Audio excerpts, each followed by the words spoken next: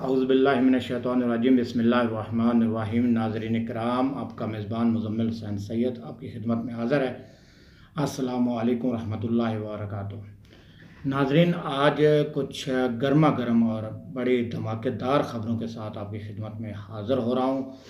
आज कुछ आज की कार्रवाई है जो आज कुछ चीज़ें मंजर आम पे आई हैं, उन पे बात होगी और इसके साइड इफ़ेक्ट्स जो हैं, जो इसके बाद की जो सूरत हाल पैदा होने वाली है, उसके ऊपर भी बात की जाएगी। तो उम्मीद है कि तमाम दोस्त पूरी वीडियो देखेंगे ताकि वो इसके मंदरजात और हमारे तज़किया तहलील के हवाले से जो पॉइंट्स हैं वो सब उनके गोश गुजार हो सकें।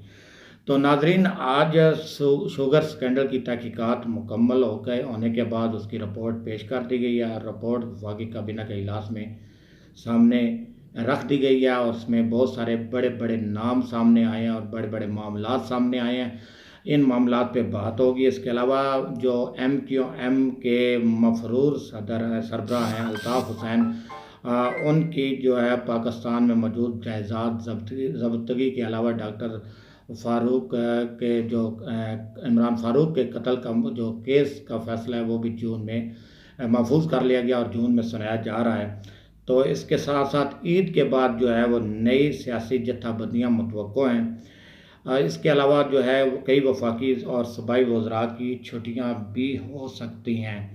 इसके अलावा जो सूरत हाल पैदा होगी, सियासी सूरत हाल, उसके कुछ साइड इफ़ेक्ट्स हैं। उसके साइड इफ़ेक्ट मुस्लिम लीग नून पर भी पड़ने वाले हैं, तो उस हवाले से भी बात की जाएगी। तो नाज़रीन, हम आ जाते हैं जी पहले हम शुगर स्कैंडल पर। शुगर स्कैंडल के मामलात पे और शुगर स्कैंडल के हवाले से सामने बात यह है कि वज़ीर आज़म ने जो है अपना एक और वादा जो है वो पूरा कर दिया है। जो उन्होंने कहा था कि इंक्वायरी ज़रूर होगी और इंक्वायरी के बाद जो है रिपोर्ट भी पब्लिक की जाएगी, लिहाजा रिपोर्ट जो है वो पब्लिक की जा चुकी है।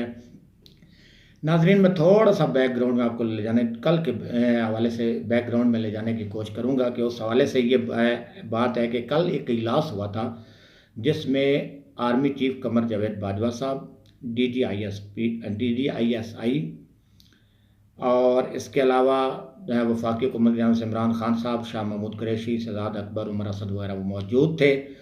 तो इस हवाले से तो प्रेस रिलीज़ जो जारी की गई थी वो तो एक अलग तराजुर में थी, या मतलब कुछ उस कोरोना के हवाले से बात की गई थी, इस हवाले से जायज़ा लिया गया, ये लिया गया, वो लिया गया।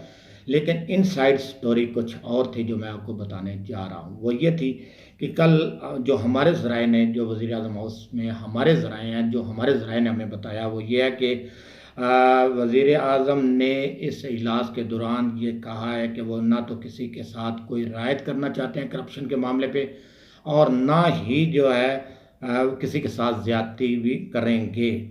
और इस मामले को उन्होंने बताया कि रिपोर्ट आ रही है और रिपोर्ट में जो कुछ आएगा हम काबीना के इजलास में ले के जा रहे हैं और इस सिलसिला में हम जो है कोई कंप्रोमाइज़ नहीं कर रहे, बल्कि मज़ीद कार्रवाई के लिए इसको जो है नैब के सपोर्ट और मज़ीद जो है कानूनी कार्रवाई वो की जाएगी। लेकिन हम उनको लोगों को मौका देंगे जिनके बारे में रिपोर्ट के अंदर इल्ज़ामात हैं कि वो अदालतों में अपने आप को क्लियर करें। अगर वो क्लियर करते हैं तो हमें कोई एतराज़ नहीं, लेकिन ये है कि हम जो है हुकूमत किसी भी सतह पर इन अफराद का मीडिया ट्रायल नहीं करेगी। और बिलखुसूस इमरान खान साहब ने इसने कहा कि वो जहांगीर तरीन साहब, जिस तरह आज जहांगीर तरीन साहब की स्टेटमेंट आई है कि ये रिपोर्ट ठीक नहीं है और उनके ऊपर लगाए गए इल्ज़ामात बेबुनियाद हैं, वो इस मामले को जो है साबित करेंगे कि उनके साथ ज़्यादती हो रही है। तो इसी तरह दीगर अफराद है, जैसे मुन्ना सलाई साहब की स्टेटमेंट आई है कि ना तो वो किसी शुगर मिल के जो मैनेजिंग में डायरेक्टर हैं और ना ही उनका ताल्लुक़ जो वास्ता जो है वो किसी इंतज़ामी अमूर से है। लिहाजा ये इसी तरह मुस्लिम लीग नून का ये कहना था कि रिपोर्ट पढ़ने के बाद हम इसके ऊपर अपना रद्द अमल देंगे। पी पार्टी का भी नाम, चूँकि इसमें पी पार्टी के हवाले से भी कुछ चीज़ें सामने आई हैं, तो वो भी जो है अभी तक खामोश है, उनका भी मौक़िफ़ अभी तक कोई वाज़ेह मौक़िफ़ नहीं आया। तो नाज़रीन, ये है कि आज जो रिपोर्ट पेश की गई उसमें शुगर मिल्स के हवाले से ये इंकशाफ किया गया कि वो चीनी जो है वो 31 रुपये में बना रहे थे और जो शो कर रहे थे कि उनका प्रोडक्शन अखराजात जो हो रहे हैं वो 51 रुपये हो रहे हैं। इसके अलावा सब्सिडीज़ के नाम पर वो अलग से कमा रहे थे, और जो चीनी स्मगलिंग है, चीनी जो है इम्पोर्ट एक्सपोर्ट के नाम पर उन्होंने अलग से पैसे कमाए हैं। तो इसके अलावा जो इंकशाफ हुआ इन रिपोर्ट्स में, वो डबल एंट्री यानी डबल खातों का है, कि आर्थिक दान दिखाने के और खाने के, और वो ये थे कि हुकूमत को दिखाने के लिए एक अलग खाता था, और जो उनका इंटरनल खाता था वो एक अलग खाता उन्होंने बनाया हुआ था। तो हुकूमत को के लिए जो खाते बनाए गए थे उसमें नुकसान शो करके सब्सिडी ली जाती रही, और इसके अलावा जो है वो इम्पोर्ट एक्सपोर्ट के हवाले से हुकूमत को गुमराह किया जाता रहा। तो इस हवाले से ये भी बात बताता चलूँ कि शरीफ फैमिली के ऊपर भी इसका रिपोर्ट के मंदरजात में उन्हें भी मुर्द इल्ज़ाम ठहराया गया है। पीपल पार्टी का हमने ग्रुप भी इसमें मुर्द इल्ज़ाम है। मुस्लिम लीग काफ के मोहनस अलाई साहब के बारे में भी बहुत सारी बातें सामने आई हैं। तो मैं ये थोड़ा बैकग्राउंड में ये इसलिए ले जाना चाहता हूँ कि शरीफ फैमिली ने जो है 4 अपनी शुगर मिलें जो हैं वो जनूबी पंजाब में शिफ्ट की, और ये जनूबी पंजाब का इलाका जो है वो काटन ग्रोइंग बेल्ट है। वहाँ पर जो काटन की फसल होती थी, कपास की फसल, उसको तबाह किया गया जाननिस्ता तौर पर, प्री प्लान तरीके से। और 2008 में लाहौर हाई कोर्ट ने इस पर हुक्म इम्तनाई जारी किया था, लेकिन नून लीग ने वहाँ पर मौक़िफ़ ये अख्तियार किया था कि ये मौक़िफ़ अख्तियार किया था कि वो तो पावर प्लांट लगाने वहाँ पर जा रहे हैं, और पावर प्लांट की आड़ में जो है उन्होंने क्या किया कि उन्होंने जो है वो शुगर मिलें वहाँ पे लगाई, और वहाँ पे एक जो काटन ग्रोइंग बेल्ट थी उसको जो ज़राअत थी उसको तबाह कर दिया। तो सुप्रीम कोर्ट ने भी जो हाई कोर्ट के हुक्म के फैसले की तौसीक की थी, लेकिन अमल दरामद ना हो सका। डबल एंट्री वाला जहाँ तक मामला है, ये डबल एंट्री वाला मामला जो है ना, ये एक सिर्फ शुगर रिलेटेड अदारों से नहीं है, और भी बहुत सारे लोगों ने इसी तरह डबल खाते बना रखे हैं, उनमें मीडिया भी शामिल है और बाकी चीज़ें भी। तो इनकी इंक्वायरी की ज़रूरत है, और इमरान खान साहब को इस मामले पे भी देखना होगा कि ये जो चौर असाबी खाते हैं ये कैसे बंद किए जा सकते हैं। तो नाज़रीन, जो सूरत हाल रिपोर्ट के बाद सूरत हाल बन रही है, वो ईद के बाद जो है एक सियासी फैसला कुन जंग जो है वो होने जा रही है, और जहांगीर तरीन जो है वो रिपोर्ट को जेली करार दे रहे हैं और करप्शन में मुलव्वस ना होने का बयान दिया है। और मुन्नस अलाई साहब ने भी अपना मौक़िफ़ दे दिया है कि वो किसी किस्म की शुगर मिल्क के किसी मैनेजिंग से उनका कोई ताल्लुक़ नहीं है, लिहाजा उनका इससे लेन देन या इस मसले पे से उनका कोई ताल्लुक़ नहीं बनता। जबकि पीपीपी और नून लीग का मौक़िफ़ अभी आना बाकी है। तो इसके साथ साथ इमरान खान साहब ने जो है ना वो एक अटल फैसला किया है कि हुकूमत जाती है जाए, लेकिन वो करप्शन पर कोई कंप्रोमाइज़ नहीं करना चाहते। वो इसी एजेंडे के तहत आए, और अगर उन्होंने ये काम कर लिया तो ये मुल्क व कौम पर एक बड़ा एहसान होगा, और यकीनन अगर ये काम हो जाता है तो वाकई मुल्क व कौम के लिए एक बहुत बड़ा टर्निंग पॉइंट होगा, मुल्क की मईशत के हवाले से भी और मुल्क की इज़्ज़त और वक़ार के हवाले से भी।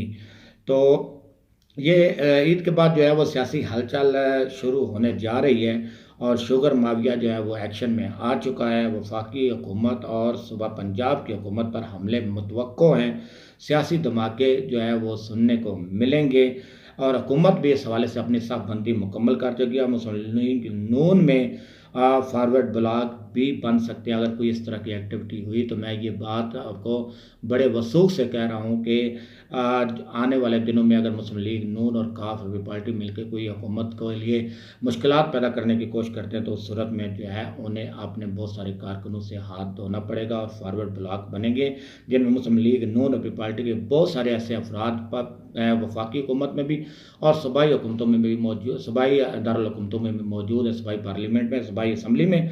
तो वो जो मेरे पास इतलात हैं, मैं अपनी इतलात की बात कर रहा हूँ, उसमें जो है 20 से लेकर 30 के करीब अरकान जो है वो कौमी असम्बली में मौजूद हैं। पीपल पार्टी और मुस्लिम लीग नून के जो सियासी क़ियादत से अपनी सियासी क़ियादत से नाला हैं, और वो फॉरवर्ड ब्लॉक में जा सकते हैं। इसके साथ साथ मुस्लिम लीग काफ का जो सिलसिला है वो अपनी उसी हुकूमत पर दबाव पॉलिसी पर कारबंद है, और तारक बशीर चीमा साहब जो कि वफाकी काबीना का हिस्सा हैं, वो काबीना के इजलास में नहीं आए और अपनी नाराज़गी का उन्होंने एक इंदिया दिया है। जबकि मुस्लिम लीग नून के साथ जो है मुस्लिम लीग काफ की कुर्बतें बढ़ रही हैं, लेकिन मुश्किल ये है कि जो मुस्लिम लीग काफ के साथ मुस्लिम लीग नून ने पहले हाथ किए हुए हैं, वो जो पहले डसे हुए हैं, वो इस मामले में अभी इत्मीनान करने की पोजीशन में नहीं है। उन्हें ख़दशा है कि कहीं ऐसा ना हो कि जो एक हुकूमत के साथ हमारा एक अलायंस चल रहा है और जो हमें इस वक्त हुकूमत में रहना हमारी ज़रूरत है, तो हम उससे भी हाथ धो बैठें। लेकिन ये बात तयशुदा है कि अगर वफाक में मुस्लिम लीग नून और मुस्लिम लीग काफ ने मिलकर कोई मुश्किल पैदा करने की कोशिश की, तो फारवर्ड ब्लॉक बनने के लिए बिल्कुल तैयार बैठा है। और इस हवाले से मैं ये बताता चलूँ कि मुस्लिम लीग काफ की पोजीशन मुश्किल है। वो नून लीग पर अगरचे भरोसा करना उनके लिए मुश्किल हो रहा है, लेकिन पाकिस्तान की सियासी तारीख में टर्निंग पॉइंट आ चुका है। अदल और आर या पार के मामले पर जो है ना, इमरान खान साहब जो है वो चल पड़े हैं, और इस सूरत में जो है वो उनकी हुकूमत के लिए मुश्किलात पैदा करने की कोशिश भी की जा रही है। लेकिन मुस्लिम लीग जो पाकिस्तान तहरीक इंसाफ की क़यादत है, उन्होंने भी इस सिलसिला में अपनी मनसूबाबंदी मुकम्मल कर ली है। और इस हवाले से मैं ये बताता चलूँ कि जो असल में जो प्लानिंग हो रही है, वो प्लानिंग कुछ इस अंदाज से हो रही है मौजूदा हुकूमत के ख़िलाफ़ कि आने वाला बजट जो है वो मुश्किल बनता जा रहा है। वो जो है पीटीआई के लिए आने वाला अगला बजट जो है वो जो है मौत और ज़िंदगी का मसला बनता जा रहा है। और अगर इस पर जो है बजट के मौके पर ये गेम करने के कोशिश में हैं अपोजिशन, और वो चाहते हैं कि हमारा नाम भी नहीं आएगा, और फिनांस बिल को मतलूबा वोट हासिल करने में अगर हुकूमत को हम धचका दे दें तो ये हुकूमत खुद ब खुद गिर जाएगी, क्योंकि फिनांस बिल बहुत बड़ी अहम चीज़ होती है। अगर फिनांस बिल को हुकूमत मंजूर न करा सके तो उसे इक़्तिदार में रहने का जवाब नहीं है। लेकिन इस हवाले दूसरी तरफ जो है ये खटका जो है वो पीटीआई की क़यादत भी महसूस कर रही है, और इस एहसास के तहत उन्होंने भी अपनी जो है सख्तबंदी और हिकमत अमली तैयार कर ली है। और वो उस हवाले से ये फैसला कर लिया गया है कि जिन लोगों को अभी तक उन्होंने कहा कि अभी आप तक खामोश रहे और वक्त का इंतज़ार करें, मुनासिब वक्त पे आपको बताया जाएगा, तो अब जो है वो ये कहा गया कि अगर कोई एक्टिविटी इस तरह की होती है वफाक के मुश्किलात के हवाले से, या फिनांस बिल के हवाले से, या सूबे पंजाब में उस्मान बुज़दार की हुकूमत को डामाडोल करने के हवाले से, तो उस सूरत में जो है इन अफराद को कहीं कह दिया जाएगा कि जी आप अब मंजर आम पर आ जाएं, अब आपका वक्त मुनासिब वक्त जो है वो आ चुका है।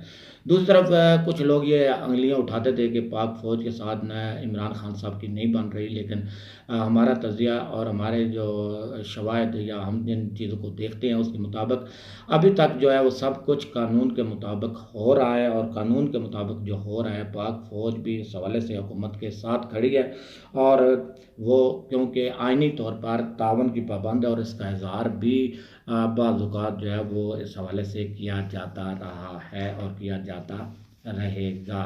तो ये थी चंद खबरें और सियासी हलचल के हवाले से और शुगर स्कैंडल के हवाले से। तो एक खबर जो है वो अल्ताफ़ हुसैन जो बानी MQM लंदन हैं, उनकी पाकिस्तान मौजूद जायदाद ज़ब्तगी का अमल शुरू हो चुका है, और डॉक्टर इमरान फ़ारूक साहब के कत्ल के हवाले से अदालत ने फैसला महफूज कर लिया, जो जून में 16 या 18 जून को जो सुनाया जा रहा है।